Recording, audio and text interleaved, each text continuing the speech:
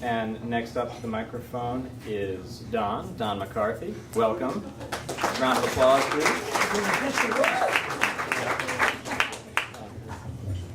That was professionally. Does that feel good?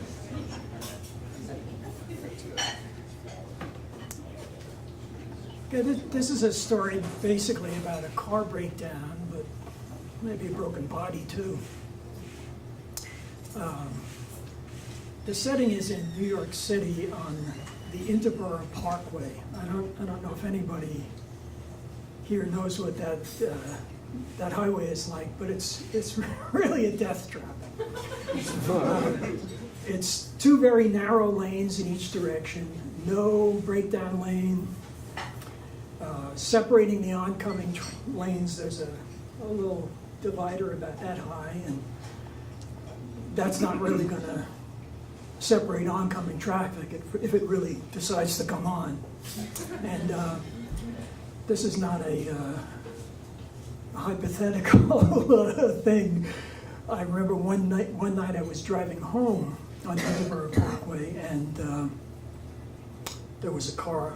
I was in the left lane. There was a car coming toward me in the left lane, and I got past him, but in the rearview mirror I saw him come over the little divider, and then this is also a very curvy road, so I went around a curve, couldn't see what happened, but I did hear a large crash afterwards.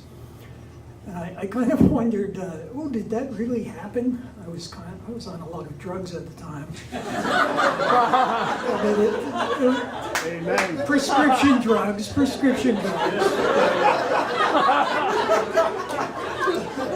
Amen. The one I really want to talk about is one time when I was driving home on the Interborough Parkway, and there had been some very, very heavy rain, and a lot of the road was flooded.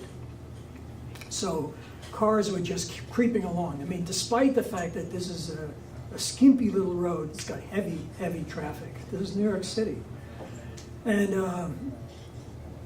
the road was really flooded. Cars are creeping along.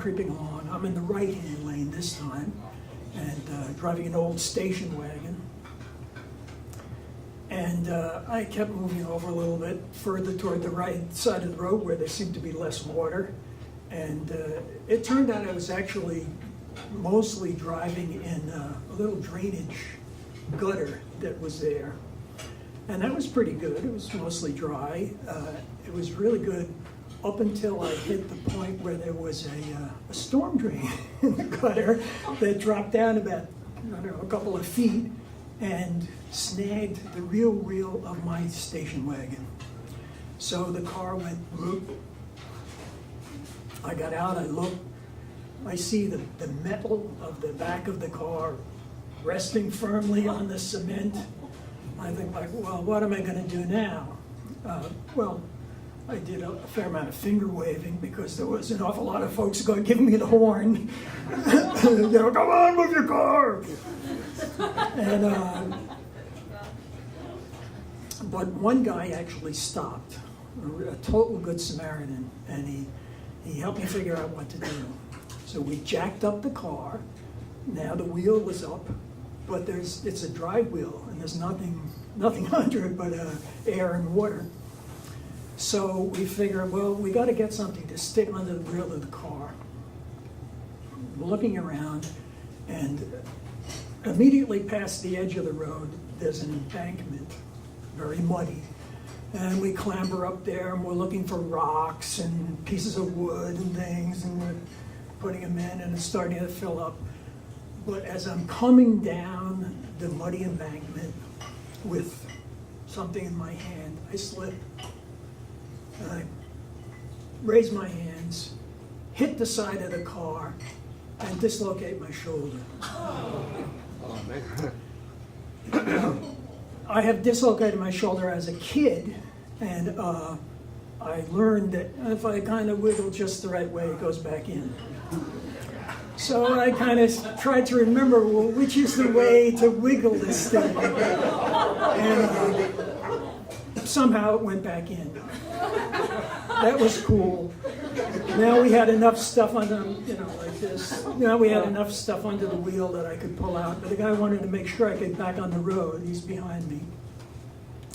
And so I try it, and I get out, and I'm on the road. So I give him the okay. Out comes the shoulder again. My reaction is to say, "Whoa!" Knocking my glasses somewhere under the seat, I fish him out. I get home. I'm not completely broken. And later that night, I'm lying in bed, and I realize there I was with my shoulder dislocated, hanging on the car with my legs going under it, and it's on a jack. And I could have been broken in half, but I wasn't.